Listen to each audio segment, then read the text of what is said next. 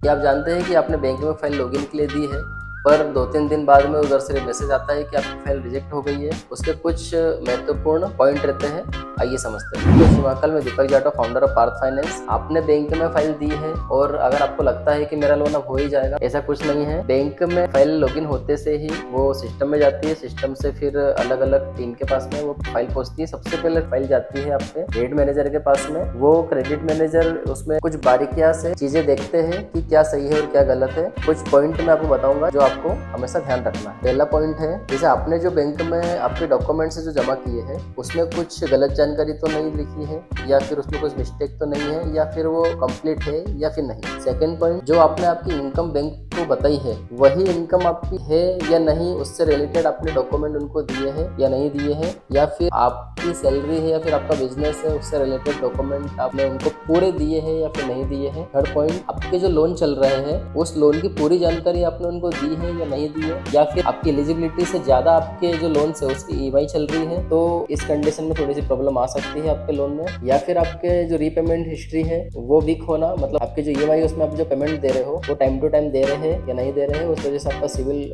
Problem में तो नहीं आ रहा है। ये कुछ जरूरी पॉइंट है जिससे बैंक में फाइल देने के पहले आपको इन चीजों को कंप्लीट और पूरी जानकारी बैंक वालों को बताना जरूरी है। अगर ऐसा नहीं है कि प्रॉब्लम अगर आपकी है तो आपका लोन नहीं होगा, बस ये है कि बैंक द्वारा आपसे इन चीजों के लिए एक्स्ट्रा वेरिफिकेशन या एक्स्ट्रा बात लोग आपसे कर सकते हैं। 4 दिन की जगह पे 6 दिन का समय लग सकता है। लोन हो जाता है, पर थोड़ा सा धैर्य रखें और सामने वाले का सपोर्ट करें। ऐसे ही और अधिक जानकारी के लिए आप पार्थ फाइनेंस संपर्क कर सकते हैं। धन्यवाद।